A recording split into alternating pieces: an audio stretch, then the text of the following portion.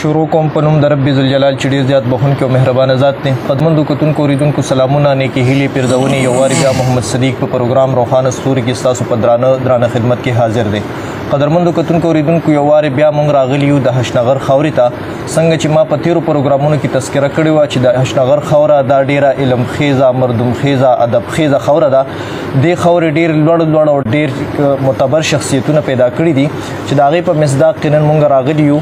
استاد العلماء، استاد الطلباء، محبوب الصلحاء، شیخ الحدیث والقرآن حضرت مولانا مفتی پیر سید گوهر شاه صاحب دامت برکاتهم العالیه، هغوی سره مناستې کړې دي.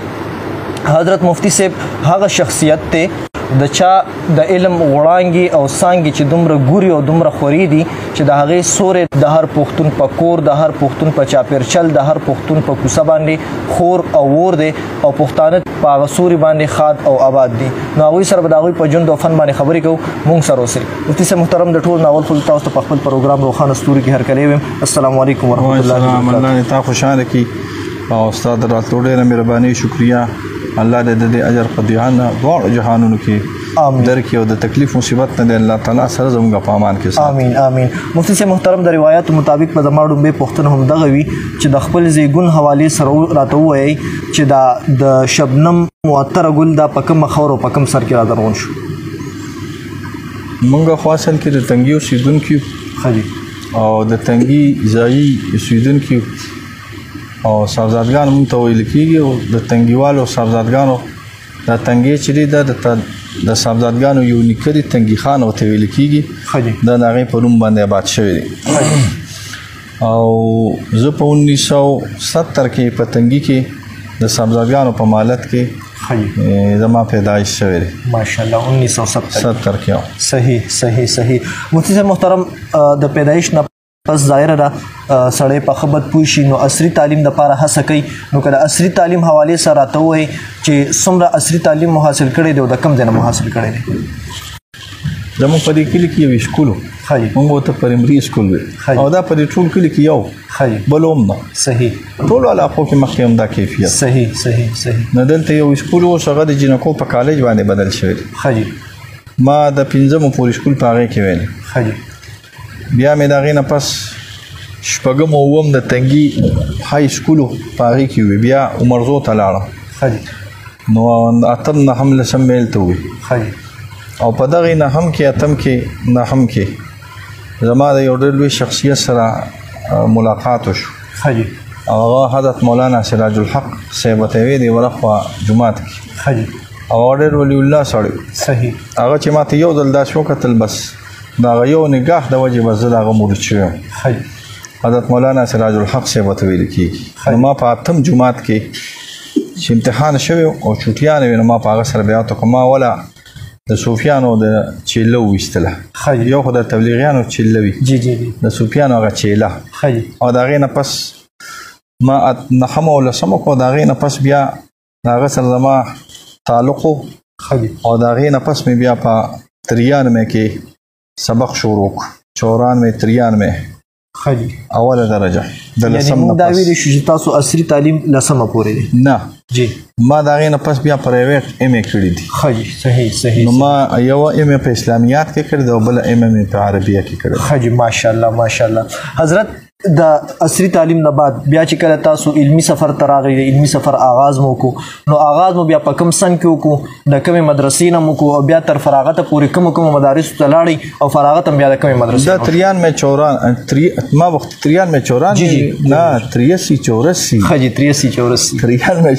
که زه فارغ و به درس میکاو.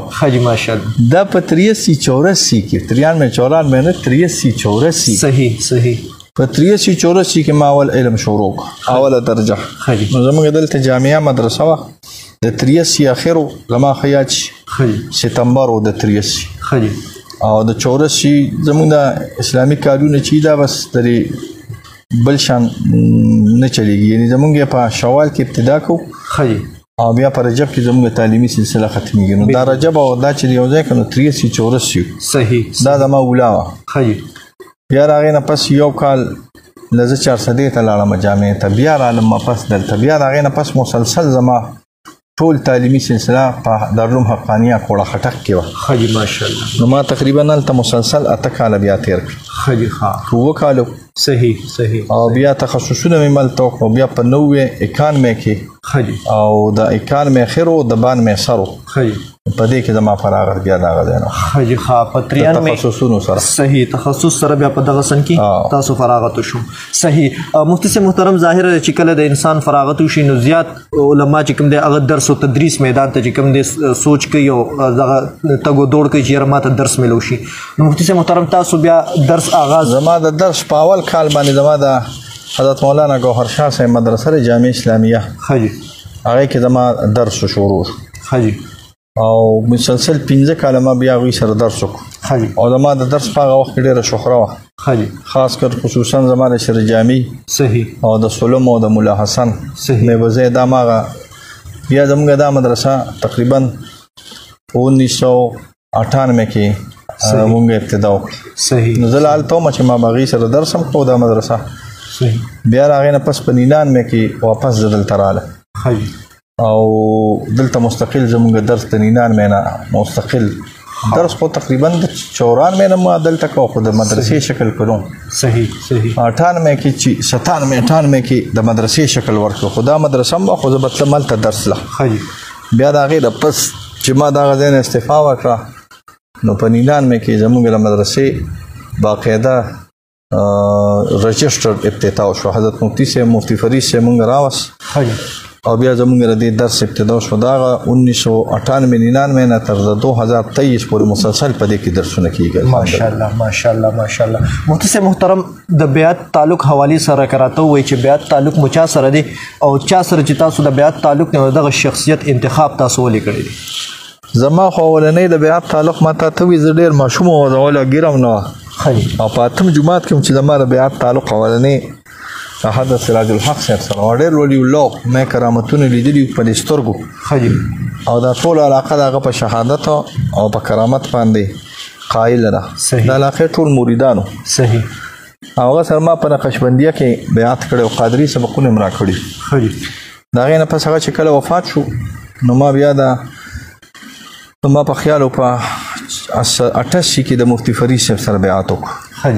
د مفتی فرید صاحب سره مې بیعت نه پس دا غوینه نقشبندی او قادریه او نور سلسلو کې سبقونه واغستل هغه اجازهتونه مې کړو خو ما بیا د مفتی فرید صاحب په اجازه سره یو بل ډېر لوی ولی الله په قادریه سلسله کې د محمد امین نجی صاحب خلیفہ حضرت فردوس خان بابا جی صاحب سره په قادریه کې بیعت وکړو دا غي خلافت مراته په قادریه سهروردیه کې راغی.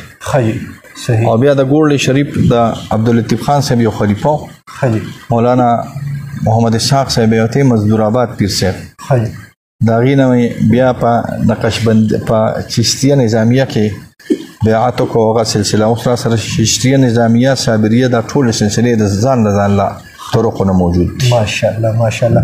مفتي صاحب محترم د تصوف په دې دنیا کې یو اصطلاح ده حال او قال ورته وایي نو کدی باندې لږه مختصر رڼا واچو چې حال څه ته وایي او قال څه ته وایي؟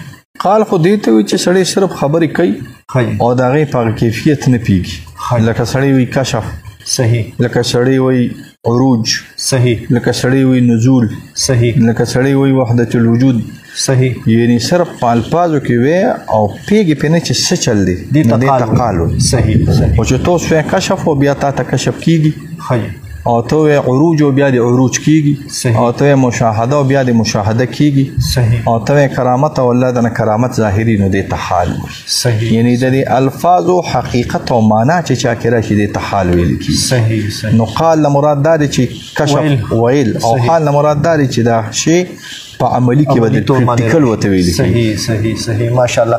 مفتي صاحب محترم تاسو د کتابخانې ته چې زه ګورم د مجموعې ته چې ګورم نو حیرانېږم چې انساني د نن سبا انساني ذهن چې دا ډېر زیات کمزورې دی نو آیا دا دومره مجموعه دا ستاسو ذهن کې شته او کوي نو بیا چې کوم دی د مسلې یو ضرورت پیښ شي نو کتاب درته یاد وي او که نه کتاب کې صفحه هم یادوي چې دا فلانې صفحه په دې فلاني داسې چې نه که نه دا خو د ټولو مولیانو ته پته ده خو بیا مو پسې چې دا څوک پرې نه پوهېږي او وویري نو هغه بیا خاندي او خو دې ټولو زما د ټولو ملګرو دوستانو ته بلکې چې څوک مخالفین دي موافقین دي صحیح دا څه چې نه د دې نه لس چنده زیات زما په ذهن کې الحمدلله نور شته لس ماشاءالله دا څونه غټه کتابخانه ده ماشاءالله چې تا مال یو ټرک لوټونه ته دی راوړو که نه زیړ صحیح زیړ لوټونه یو ټرک نو هغې کې به زه یو لوټ هم نه لګوم صرف په کتابونو مې ورکوم اول انشاءالله یو زموږ بله کتابخانه جوړیږي ماشاءالله او هغه به انشاءالله 3 کناله کړي ماشاءالله او هغې لپاره د یو ټرک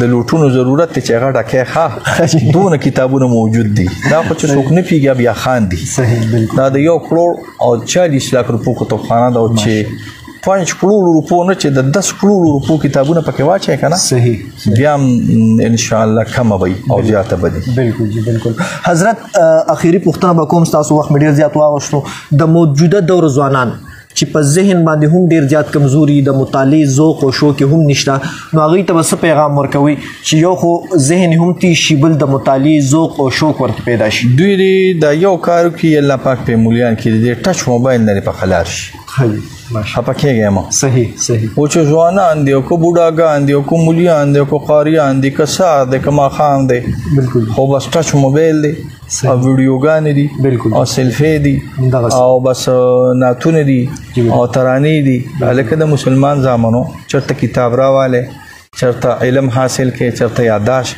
دماغ یې ولا خراب کړی دی ټچ موبایل خفه کېږه مه ګورې ستا کار هم د ټچ موبایل سره دی خبرې خفه نه شي ټول هر څه نظام دی ټچ موبایل خراب کړی دی مونږ دا نه وي مونږ په خپله ټچ موبایل استعمالو خو زما خپل ترتیب دا دی داسې یو پوه وخت سهار کې یو پوه وخت ماسپښین لمانځه نه پس یو پوه وخت ماسخوتن دا نه چې ته ورته سهار راپاسې او ماسخوتن موده کېږي نو د دې هلکانو د دې ځوانانو دا دماغ دا یوازې د طالبانو طبقه نه ده هر طبقه متاثره که ډاکټران دي او که کالجیان دي او که سټوډنټان دي او که طالبات ولې نه بالکل کې هغه بناتو ته موږ هر طبقه متاثر کړی د انسانانو هغه ټول اکټیویټیز یې منجمد کړي دي ولاړ دي یقینا که چې هر څه چا چې به مخکې کتاب کته کتاب نه ګوري چا چې به مخکې پریکټس کو هغه پریکټس نه کوي داسې یو نشه غوندې ده یقینا که چې ویې نه کړي نو به د سړي په دماغ بوج راغلی ساعت په ساعت به ګوري چې چا په میسنجر کې میسج کړی دی